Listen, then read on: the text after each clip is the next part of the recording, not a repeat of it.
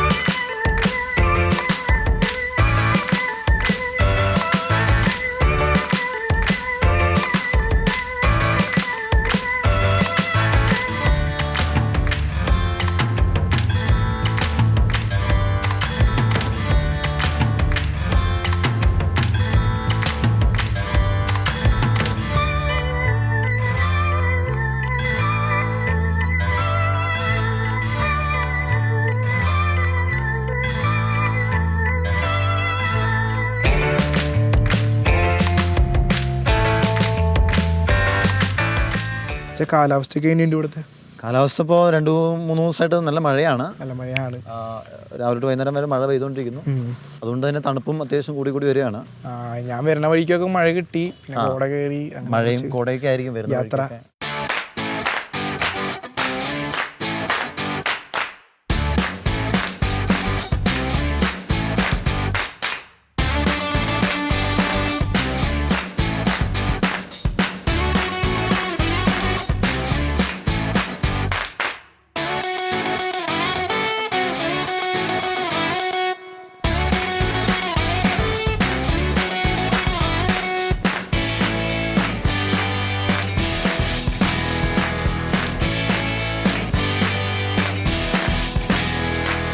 ഈ പള്ളിയുടെ പേര് അവർ lady of Mount Carmel church അല്ലെങ്കിൽ കർമ്മലനാഥ ദേവാലയം എന്നാണ് ഈ പള്ളി അറിയപ്പെടുന്നത്. നെല്ലിയാമ്പതിയുടെ അല്ലെങ്കിൽ നെല്ലിയാമ്പതിയിൽ പാലക്കാട് രൂപതയുടെ സീറോ മലബാർ സഭയുടെ ഒരു ഏക പള്ളിയാണ് ഈ പള്ളി, കർമ്മലനാഥ ചർച്ച്. ഇത് ശേഷം വേറൊരു പള്ളിയുടെ ഒരു ചെറിയ സ്റ്റേഷൻ പള്ളിയുണ്ട്, സീതാർകുണ്ട് പള്ളി എന്ന് പറയുന്നത്, ഇതിനോട് ചേർന്ന് തന്നെ. അപ്പോൾ ഈ 2 പള്ളിയാണ് ഇപ്പോൾ എനിക്ക് പിതാവ് നിയോഗിച്ച് നൽകിയിരിക്കുന്നത്. ഈ പള്ളിയുടെ ഇപ്പോൾ ഈ കാണുന്ന പോലെ പള്ളിപണി നടന്നുകൊണ്ടിരിക്കുകയാണ്. ഇവിടെ ഒരു പള്ളി ഉണ്ടായിരുന്നു, ഒരു 40-42 വർഷം പഴക്കമുള്ള ഒരു പള്ളി ഇവിടെ ഉണ്ടായിരുന്നു. ആ പള്ളിയുടെ മുഖവാരം അങ്ങോട്ട് ഇരുന്ന് പള്ളി ഉപയോഗിക്കാൻ പറ്റാതെ പൂട്ടിയിടായിരുന്നു പറഞ്ഞാൽ. അപ്പോൾ അത് പണിയാനുള്ള നിയോഗം കൂടെ പിതാവ് എനിക്ക് നൽകിയിട്ടുണ്ട്. അപ്പോൾ ഏറെക്കുറെ ഒരു പകുതിയോളം പണി പൂർത്തീകരിച്ചു. ബാക്കിയുള്ള പണി മുന്നോട്ട് പോകാൻ പറ്റുന്നില്ല. അപ്പോൾ സാമ്പത്തിക ബുദ്ധിമുട്ടുണ്ട്. കാരണം 24 വീടേ ഉള്ളൂ ഇവിടെ ഈ ഇടവകയിൽ. 24 വീടെന്ന് പറയുമ്പോൾ നമുക്കറിയാം, നമ്മുടെയൊക്കെ രൂപതകളിൽ വെച്ച് നോക്കുമ്പോൾ ഏറ്റവും ചെറിയ ഒരു പള്ളി, ഒരു യൂണിറ്റിന് അത്രയും പോലും ഇല്ലാത്തൊരു പള്ളിയാണ്. നെല്ലിയാമ്പതി ഇങ്ങനെ പള്ളി ഉണ്ടോ എന്ന് ചോദിച്ചാൽ പലർക്കും അറിയത്തില്ല. കാരണം നെല്ലിയാമ്പതി എല്ലാവരും tourist place. Nelliyampathy town, Nelliyampathy Pulayampara എന്ന് പറയും. ഈ സ്ഥലത്തിന് പ്രോപ്പറായിട്ട് പുലയമ്പാറ എന്ന് പറയുന്നത്. അപ്പോൾ അവിടുന്ന് പുലയമ്പാറ എന്ന് പറഞ്ഞാൽ കാണുന്ന ഒരു ജംഗ്ഷനാണ് അവിടെ. അപ്പോൾ അവിടുന്ന് ഇങ്ങനെ ഒരു 100 മീറ്റർ കഷ്ടമേ ഉള്ളൂ. പക്ഷേ ഇവിടെ ഇങ്ങനെ പള്ളിയുള്ള കാര്യം ആർക്കും അറിയില്ല. ആരും അതിനോട് ചോദിക്കും ഇങ്ങനെ പള്ളി ഉണ്ടോ എന്ന് ചോദിക്കാറുണ്ട്.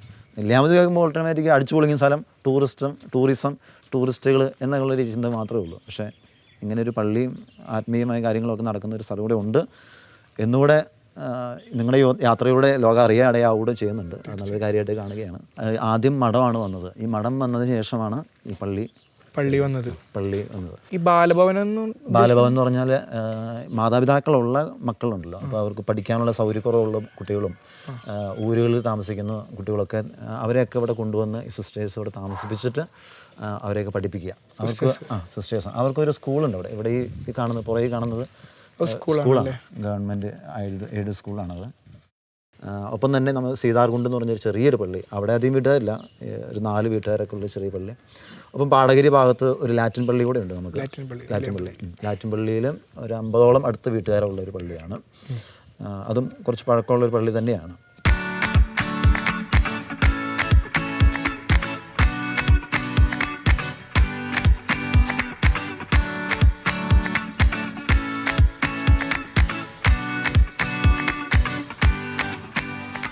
ഇതാണ് പറഞ്ഞത് പാലക്കാട് രൂപതയിലെ സീതാർകുണ്ട് പള്ളി എന്ന് പറഞ്ഞത്. സീതാർകുണ്ട് പള്ളി, അതെ, സീതാർകുണ്ട് പള്ളി. അതായത് ഈ രൂപതയിലെ ഏറ്റവും ചെറിയ പള്ളി, വെറും 4 വീട്ടുകാരുള്ള ഒരു ചെറിയൊരു പള്ളി. ഈ പള്ളിക്ക് ഒരുപാട് പഴക്കമുണ്ട്, 40 വർഷത്തോളം പഴക്കമുള്ള ഒരു പള്ളിയാണിത്.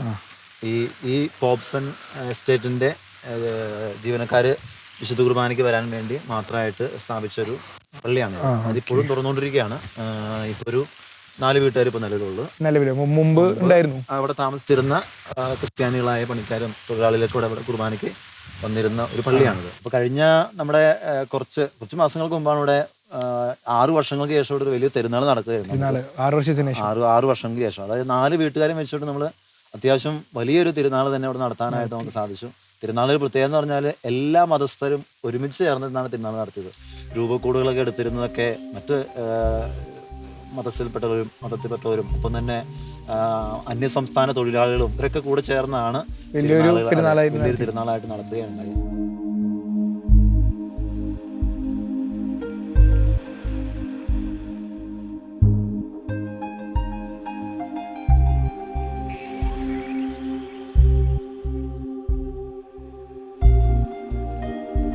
നെല്ലിയാമ്പതിയിൽ ഞാൻ പറഞ്ഞല്ലോ 24 വീട്ടുകാരാണുള്ളത്.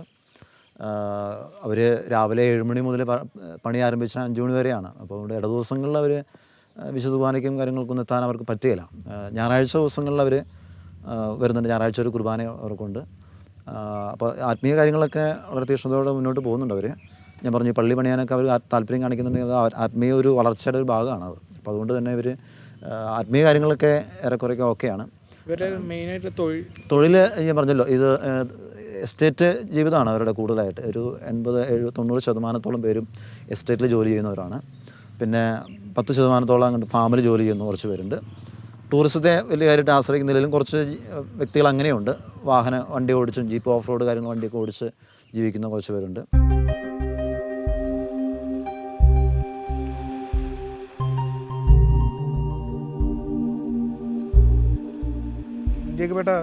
ജേക്കബേട്ട ഇവിടെ വന്ന കാലം തൊട്ട് ഈ ഒരു ഗാർഡനിൽ തന്നെയാണോ വർക്കിംഗ്? എസ്റ്റേറ്റിൽ തന്നെയാണ് വർക്ക് ചെയ്യുന്നത്. എസ്റ്റേറ്റിൽ തന്നെയാണ് ഞാൻ. കാരണം ഞങ്ങളുടെ അപ്പൻ അവരോട് കൂടെയാണ് വന്നത്. കാരണം ഈ ഇവിടെ വെച്ചിട്ടുണ്ടെങ്കിൽ തൊഴിലിന് വേണ്ടിയിട്ട് ഞങ്ങളിങ്ങനെ കുടിയേറി പാർത്തതാണ് അവർ.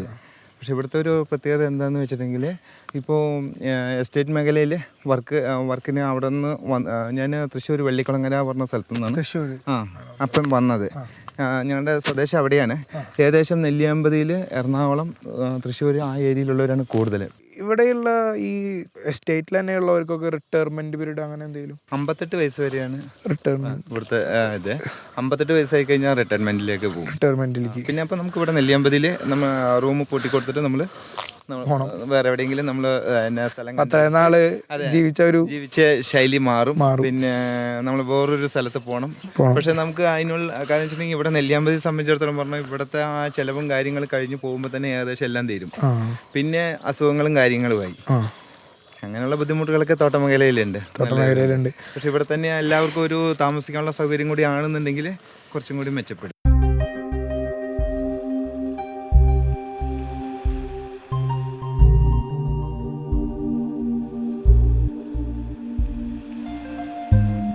എന്തൊക്കെയാണ് ഈ ഫാമിലുള്ള മെയിൻ കൃഷി? അതായത് ഫ്രൂട്ട്സാണ് മെയിനായിട്ടുള്ളത്. അത് ഓറഞ്ച്, പേരയ്ക്ക, ചെറി, ഡ്രാഗൺ ഫ്രൂട്ട് ഇപ്പോൾ പുതിയതായിട്ട് വെച്ച് പിടിപ്പിച്ചിട്ടുണ്ട്, ഫാഷൻ ഫ്രൂട്ട്, പേരയ്ക്ക, അങ്ങനെയുള്ള തുടങ്ങിയിട്ടുള്ള ഫ്രൂട്ട്സുകളൊക്കെയാണ്. നമുക്കിപ്പോൾ ഈ കാണുന്നതാണ് ഓറഞ്ച്, അപ്പുറത്ത് കാണുന്നതൊക്കെയാണ് ഓറഞ്ച്. അതിപ്പം ഡിസംബർ മാസം പറിക്കാറായി. ഇപ്പോൾ കായുണ്ട്, നല്ല കായ് പിടിച്ചിട്ടുണ്ട്. അതിലൊക്കെ കായ് പിടിച്ചിട്ടുണ്ട്, നല്ല കായ് പിടിച്ചിട്ടുണ്ട്.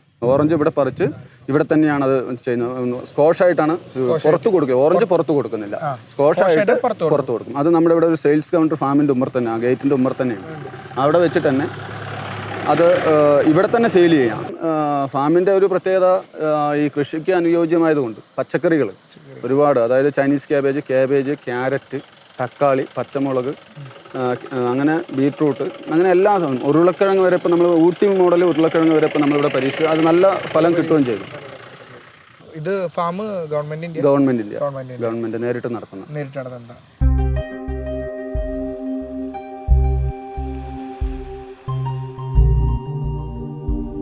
പിന്നെ പൊതുവേ ഇവിടെ ഒരു പുതിയ തലമുറ രൂപപ്പെടുന്നില്ലെന്നുള്ളൊരു പ്രധാന പ്രശ്നമാണ്. കാരണം പുതിയ തലമുറക്കാർക്കൊന്നും ഇവിടെയുള്ള സ്ഥലം ജീവിക്കാൻ പറ്റുന്നില്ല. അതായത് അവർക്ക് യാത്രാ കാര്യങ്ങൾ ബുദ്ധിമുട്ടുണ്ട്, പഠന കാര്യങ്ങൾ ബുദ്ധിമുട്ടുണ്ട്, ജോലി സംബന്ധമായ കാര്യങ്ങൾക്ക് ഈ തൊഴിൽ അവർക്കൊരു താല്പര്യമുള്ള കാര്യമല്ല ഇപ്പോഴത്തെ പുതിയ തലമുറയ്ക്ക്. അപ്പോൾ അതുകൊണ്ട് തന്നെ മറ്റ് അന്യസംസ്ഥാന തൊഴിലാളികളാണ് ഇപ്പോൾ ഈ ഭാഗങ്ങളിൽ കൂടുതലായിട്ട് വന്നുകൊണ്ടിരിക്കുന്നത്. അപ്പോൾ അതുകൊണ്ട് ക്രിസ്ത്യാനികളുടെ സാന്നിധ്യം ഇവിടെ വളരെ കുറഞ്ഞു വരുന്നൊരു കാലഘട്ടമാണ്. ഇപ്പോൾ ഈ പള്ളിയിൽ തന്നെ 70ഓളം വീട്ടുകാരുണ്ടായിരുന്ന ഒരു ഇടവകയാണ്. അപ്പോൾ അത് വർഷങ്ങൾക്ക് മുമ്പ് തുടങ്ങുമ്പോഴൊക്കെ, ഈ പള്ളി തുടങ്ങുമ്പോൾ, കാരണം അത്രയധികം വിശ്വാസികൾ ഈ ഭാഗത്തുണ്ടായിരുന്നു. വ്യത്യസ്തമായ സ്ഥലങ്ങളിൽ നിന്ന് വന്ന വിശ്വാസികൾ ഒരുമിച്ച് കൂടി ഇവിടെ ജോലി ചെയ്യുന്നുണ്ടായിരുന്നു. ഇപ്പോഴത്തെ തലമുറയ്ക്ക് അതൊന്നും ഇഷ്ടമില്ലാത്തതുകൊണ്ട് ഇവർ റിട്ടയറായി കഴിയുമ്പോൾ ഓരോരുത്തർ ഇവിടെ നിന്ന് ഇറങ്ങി താഴോട്ട് പോവുകയും അവിടെ വീട് ഉണ്ടാക്കുകയും അവിടെ താമസിക്കാൻ തുടങ്ങുകയൊക്കെ ചെയ്യുന്നു. അപ്പോൾ അതുകൊണ്ട് ഈ പ്രദേശത്ത് പുതിയൊരു തലമുറ ക്രൈസ്തവ സമൂഹം രൂപപ്പെടുന്നത് സാധ്യത കുറവാണ്.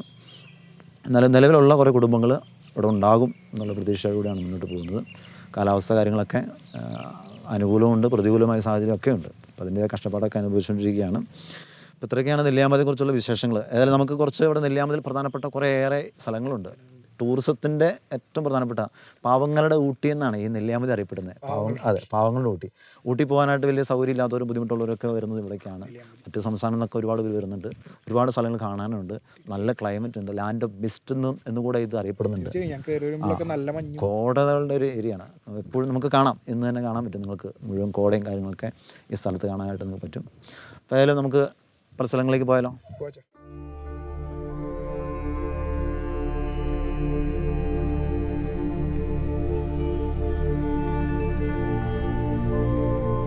ഇപ്പോൾ നമ്മളിപ്പോൾ നിൽക്കുന്നത് സീതാർകുണ്ട് വ്യൂ പോയിൻറ്റിൻ്റെ അടുത്താണ്.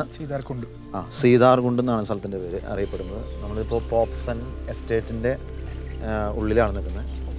ഇവിടെ പ്രധാനപ്പെട്ട നെല്ലിയാമ്പതിയുടെ ഏറ്റവും പ്രധാനപ്പെട്ട ഒരു വ്യൂ ഏതാണെന്ന് ചോദിച്ചാൽ, അല്ലെങ്കിൽ കാഴ്ച ഏതാണെന്ന് ചോദിച്ചാൽ, ഈ സീതാർകുണ്ട് വ്യൂ പോയിൻ്റ് ആണ്. കാരണം ഏറെക്കുറെ ഈ നെല്ലിയാമ്പതിയിൽ ഇവിടെ വന്നാലും ഇവിടെ വരാതെ പോയി കഴിഞ്ഞാൽ അത് നഷ്ടമാണ്. ഇവിടെ നമുക്ക് നോക്കിക്കഴിഞ്ഞാൽ അത്യാവശ്യം ഈ പാലക്കാട് ജില്ലയുടെ ഏറെക്കുറെ ഭാഗങ്ങളൊക്കെ നമുക്ക് കാണാനായിട്ട് സാധിക്കും. ഇവിടെ നോക്കിക്കഴിഞ്ഞാൽ കോടയൊക്കെ ആയിരിക്കും. നമ്മളിവിടെ കാണുന്നുണ്ട്, അത്യാവശ്യം വ്യൂ കാണുന്നുണ്ടോ, ചെറുതായിട്ട് കാണാൻ പറ്റും തോന്നുന്നു.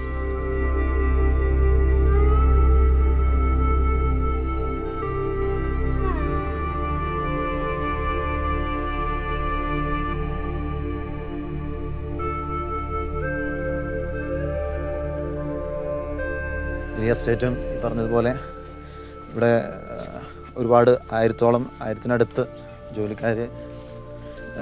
ജോലിക്കാരുണ്ട് അവിടെ. അത് മറ്റ് സംസ്ഥാനത്തിൽപ്പെട്ടവരുണ്ട്, നമ്മുടെ മലയാളികളായിട്ടുള്ളവരുണ്ട്. അങ്ങനെ പലതരത്തിലുള്ള ആളുകൾ ഒരുമിച്ച് ഇവിടെ ഈ എസ്റ്റേറ്റിൽ ജോലി ചെയ്യുന്നു.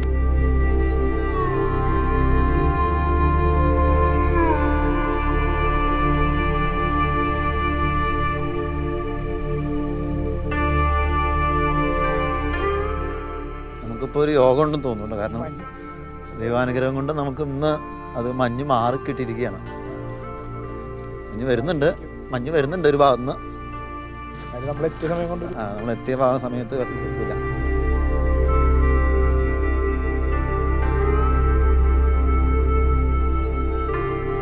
ഈ താഴെ കാണുന്നത് കൊല്ലങ്കോട് എന്ന് പറയുന്ന സ്ഥലമാണ്. കൊല്ലങ്കോട് പാലക്കാട് ടൗണൊക്കെ, ആ ഭാഗങ്ങളൊക്കെ പാലക്കാട് ടൗണൊക്കെയാണ് കാണുന്നത്. ഞാൻ പറഞ്ഞ 3000 അടി പൊക്കത്തിൽ നമ്മളിപ്പോൾ നിൽക്കുന്നത്. താഴെ കാണുന്ന ചെറിയ ചെറിയ വീടുകൾ പോലും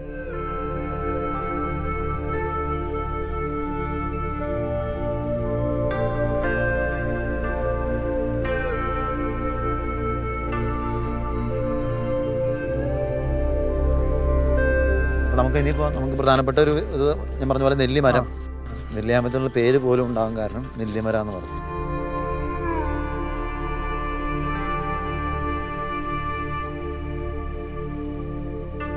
ഇതാണ് നെല്ലിമരം. അതെ, ഇത് കോട കണ്ട അവിടുന്ന് ഒരു സൈഡിലേക്ക് കോട നമുക്ക് ഒതുങ്ങി തരിക, നമുക്ക് വേണ്ടിയിട്ട്, നമുക്ക് കാണാൻ വേണ്ടിയിട്ട്.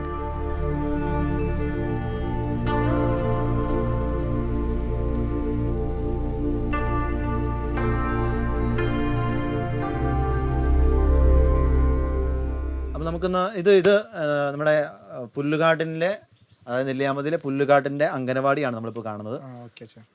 അപ്പോൾ നമുക്കിപ്പോൾ എത്ര കുട്ടികളുണ്ട് ഇവിടെ? നമുക്ക് 9 കുട്ടികളുണ്ട്. ഇന്ന് കുട്ടികൾ കുറവാണ്. 9 കുട്ടികളുണ്ട്. ഇന്ന് 2 കുട്ടികളുണ്ട് അല്ലേ?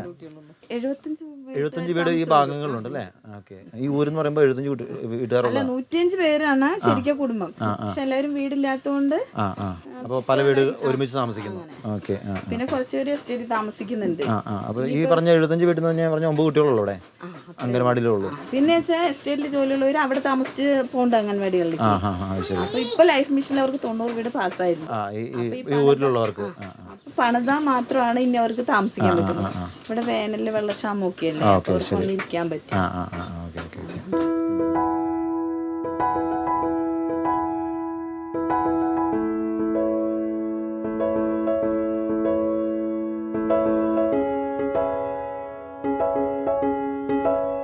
വേറെ ഇവിടെ ഊരുകൾ വല്ലതും ഉണ്ടോ? വേറെ ഉണ്ട്, ചെറുനെല്ലി കോളനി. ചെറുനെല്ലി കോളനി അവിടെ എത്ര വീടുണ്ട്? അവിടെ 13 കുടുംബമുണ്ട്. 13 കുടുംബം.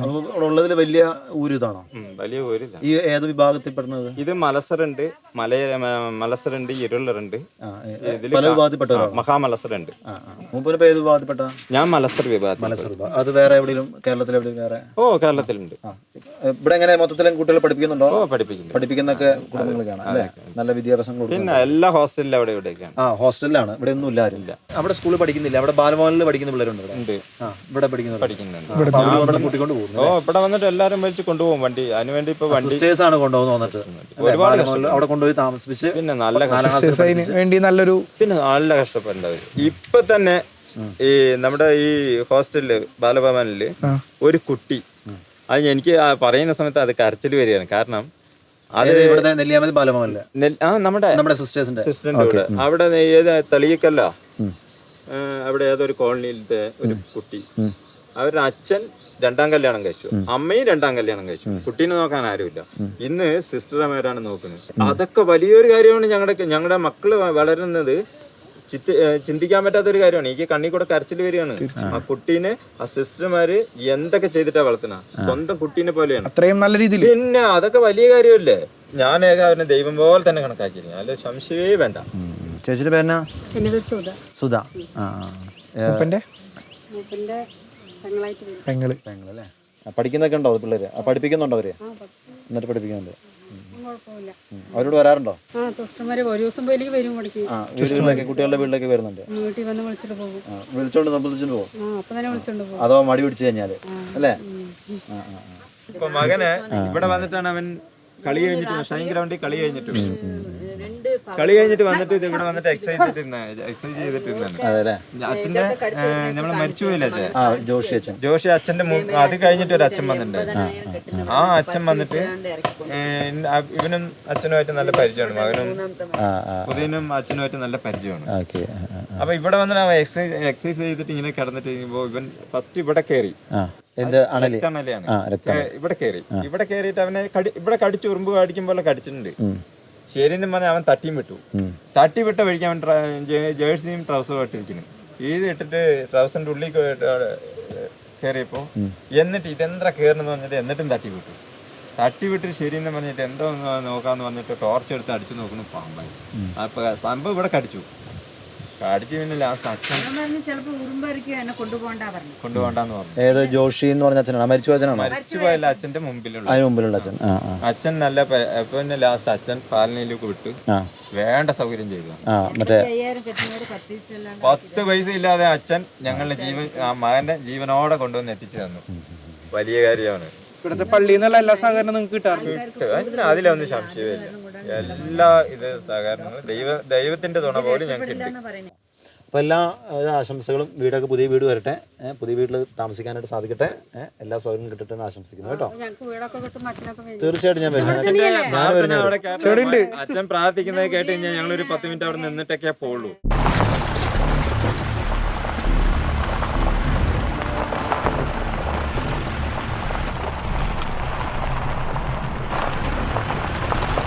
നമ്മളിപ്പോൾ ഓഫ് റോഡിലേക്ക് പ്രവേശിക്കുകയാണ്. ഇതൊരു സ്റ്റാർട്ടിംഗ് ആണ്. ഈ കാണുന്നതൊന്നല്ല നമ്മൾ പോകാൻ പോകുന്ന സ്ഥലം.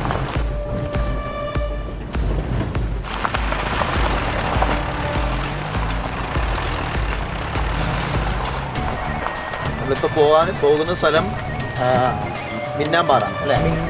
നമ്മുടെ ഡ്രൈവർ എന്ന് പറഞ്ഞ വിഷ്ണുവാണ്. വിഷ്ണു ഇവിടുത്തെ സമർത്ഥനായ ഡ്രൈവർ, ഓഫ് റോഡ് റൈഡറാണ്. വിഷ്ണു എന്ന് പറഞ്ഞാൽ ഓഫ് റോഡ് എന്നാണ് അർത്ഥം അല്ലേ വിഷ്ണു? ഓക്കെ. അപ്പോൾ അത്യാവശ്യം സ്ഥലങ്ങൾ ഇഷ്ടം പോലെ ഡെയിലി 4-5 പ്രാവശ്യം ഇതിലേക്ക് കയറി ഇറങ്ങുന്നവർ. ഇവിടെയൊക്കെ പോത്തൊക്കെ വരുന്ന സ്ഥലമാണ് അല്ലേ വിഷ്ണു? കാട്ടുപോത്തുകളൊക്കെ വരുന്നതാണ്. ഇവിടെ വരും. അതെ, ഇവരൊക്കെ ഇവിടെ നിന്ന് ഇതിലേക്ക് തിന്നും വഴിക്കൊക്കെ ചെയ്തുകൊണ്ടിരിക്കുന്നു. പോത്തുകളും ആടും ഈ മാന്, കരടിനൊക്കെ കുറച്ചുകൂടെ പോയി കരടി ഭാഗങ്ങൾ കരടിയുണ്ട് കാണാൻ. ഞങ്ങൾ ഒരു പ്രാവശ്യം കണ്ടിട്ടുണ്ട് കരടി. കുറേ ദൂരെ നിന്നാണ് പോണ വഴിക്ക് കരടി കാണാം. പോത്തുകൾ ഇങ്ങനെ ചുമ്മാ പശുവിന് പോലെ മേയുന്നുണ്ട് അവിടെ.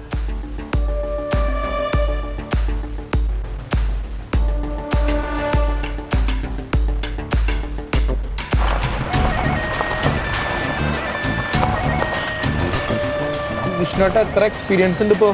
എത്ര നാളായി? 5 വർഷം. ഇങ്ങനെ ഡെയിലി എത്ര ട്രിപ്പൊക്കെ ഉണ്ടാവും? ഒരു 3 ട്രിപ്പ് 4 ട്രിപ്പ്. ഇട ദിവസങ്ങളിലൊക്കെ 1-2 ട്രിപ്പ് അടിക്കാം. ശനി ഞായറൊക്കെ ആണെങ്കിൽ ഒരു 4 5 4 ഇങ്ങനെ ഡെയിലി പോയി വരുമ്പോൾ കംഫർട്ട്. അതൊക്കെ സ്റ്റീൽ ബോഡിയാണ് അല്ലേ, ജിമ്മിൽ പോകേണ്ട കാര്യമൊന്നുമില്ല.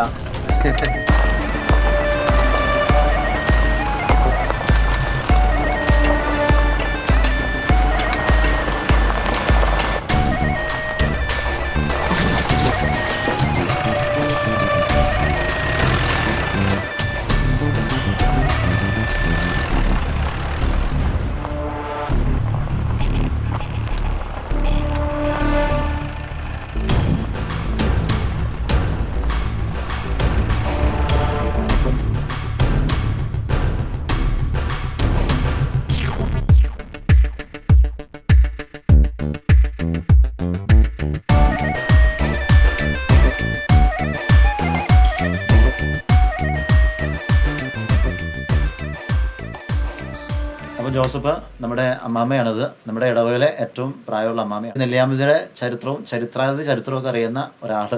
അത് ഓർമ്മശക്തി ഇത്തിരി കൂടുതലാണ്, അതിന് കുഴപ്പമൊന്നുമില്ല.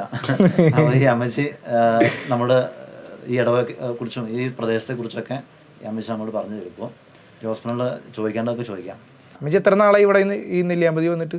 നെല്ലിയാമ്പതിയിൽ അല്ലേ വിവാഹം കഴിഞ്ഞ ഉടനെ കൊണ്ടുപോകുന്നു അവിടെ നിന്ന്.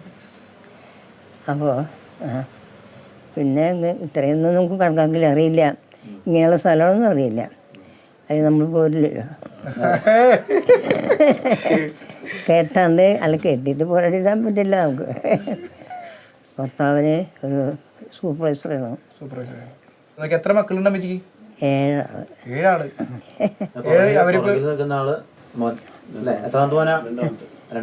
രണ്ടാമത്തെ മോൻ. ബാക്കിയുള്ള മക്കളൊക്കെ? അത് ഒരാൾ മരിച്ചു, 2 മരിച്ചു, ബാക്കി ഒരാൾക്ക് ഉണ്ട്. ഇപ്പം ഞങ്ങളുടെ അച്ഛൻ വന്നതിന് ശേഷം കുർബാന മുടങ്ങിയിട്ടില്ല. ഇപ്പം മുടങ്ങേണ്ടതില്ല, ആളില്ല. എന്നിട്ട് അച്ഛൻ എന്തോരം കഷ്ടപ്പെട്ടു. പള്ളിയിൽ ഉറങ്ങിക്കില്ലേ, ഞാൻ വന്നതിന് ശേഷം പള്ളി ഉണ്ടായി. ഇതൊക്കെ പള്ളിയിലും കുഴപ്പം. അപ്പോൾ നല്ല ഇത്രയും ജനങ്ങൾ ഉണ്ടായിരുന്നു അന്ന്. പിന്നെ ഞങ്ങളുടെ അച്ഛന്മാരിങ്ങനെ വരുമ്പോൾ അവരും കുറേ അധികം ബുദ്ധിമുട്ടിയവരാണ് എല്ലാ അച്ഛന്മാരും എല്ലാവരും. അപ്പം അതൊക്കെ ആലോചിക്കുമ്പോൾ ഞങ്ങൾക്ക് ഓരോരുത്തരുടെ ഓരോ ഓർമ്മയുണ്ട്. ആദ്യം നമ്മുടെ തിങ്കളച്ചൻ ആദ്യം അത് പള്ളി പണിതത്, പള്ളിയിലത്തെ ആദ്യത്തെ നമ്മുടെ എന്താ പറയുക, ഞാൻ പറഞ്ഞു RC അച്ഛൻ നല്ലോണം കഷ്ടപ്പെട്ട സ്കൂളിൽ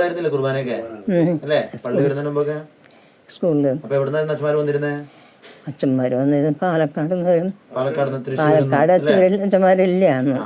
പാലക്കാട് പിന്നെയല്ലേ കിട്ടിയത്. പിന്നെ തൃശ്ശൂരിൽ നിന്ന്, പിന്നെ ഗോവിന്ദനൊക്കെ, അങ്ങനെ ഓരോരുത്തർ വരും. പുതിയ പള്ളി പണിയുണ്ടല്ലോ അവിടെ. പുതിയ പള്ളി പണി. എന്നെ സഹായിക്കാൻ ആൾ പോരാ. ഇനി ആൾക്കാർ നിങ്ങൾക്ക് തന്നെ എല്ലാവരും കുറേ കൊടുക്കുക അച്ഛനെ.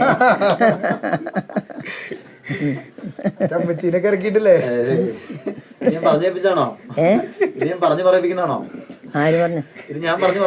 വേണ്ട വേണ്ട, അല്ല അതെന്ത് അച്ഛൻ പറയാൻ കുറച്ച് എനിക്കറിയാം. ചില ഓർമ്മക്കേടുകളിൽ നിന്നല്ലാണ്ട്